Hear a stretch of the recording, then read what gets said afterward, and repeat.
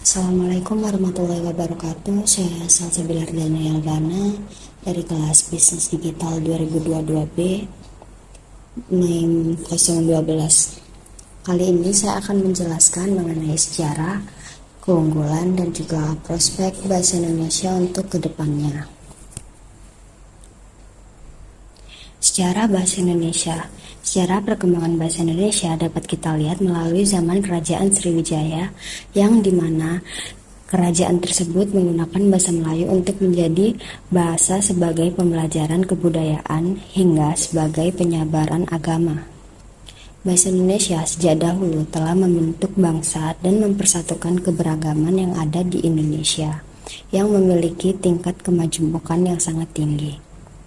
Perkembangan bahasa Indonesia secara lisan maupun tulisan berkembang mulai 28 Oktober 1928 bersamaan dengan peristiwa Sumpah Pemuda. Setelah terbentuknya bahasa Indonesia terus berkembang seiring berlakunya ejaan Van Ophuijsen, Soewandi, Melindo, bahkan hingga ke ejaan yang telah disempurnakan atau yang biasa kita sebut dengan EYD. Bahasa Indonesia yang telah dikenal oleh masyarakat umum merupakan bahasa Melayu yang menjadi lingua franca atau bahasa perhubungan di Nusantara pada masa itu.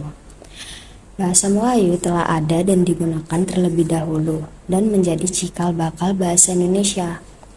Hal tersebut dapat dilitik dalam saat persiapan Kongres Pemuda tahun 1926. Para pemuda masih mempermasalahkan tentang sebutan Bahasa Persatuan Indonesia. Kemudian M. Tabarni mengusulkan bahasa Melayu diganti dengan istilah Bahasa Indonesia. Dan hal ini pun disetujui dan ditetapkan bersama pada 2 Mei 1926. Pada akhirnya bahasa Indonesia lahir pada tanggal 20 Oktober 1928. Kali ini saya akan membahas keunggulan.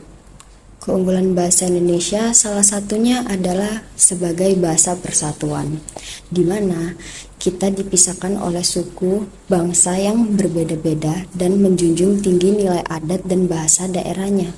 Masing-masing disatukan dan disamakan derajatnya dalam sebuah bahasa persatuan, yaitu bahasa Indonesia. Bahasa Indonesia sebagai bahasa ibu adalah sebagai alat komunikasi bagi yang belum memahami bahasa daerah.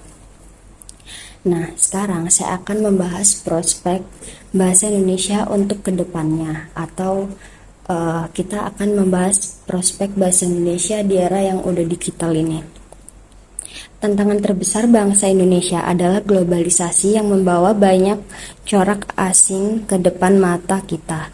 Banyak ahli menyimpulkan bahasa yang kita gunakan saat ini secara konstan bertransformasi dan beradaptasi terhadap keperluan penggunaannya. Apalagi di era yang serba digital ini, rasanya tidak ada manusia yang tidak menggunakan media sosial dalam kehidupannya. Oleh sebab itu, penggunaan bahasa pun ikut dipengaruhi oleh perangkat teknologi modern sehingga membuat bahasa menjadi sesuatu yang up to date. Pada masa mendatang diharapkan bahasa Indonesia lebih menampakkan peranannya dalam kehidupan modern, sebab bahasa Indonesia tidak hanya sekedar sebagai alat komunikasi dalam masyarakat, tetapi juga merupakan bentuk sikap budaya bangsa Indonesia.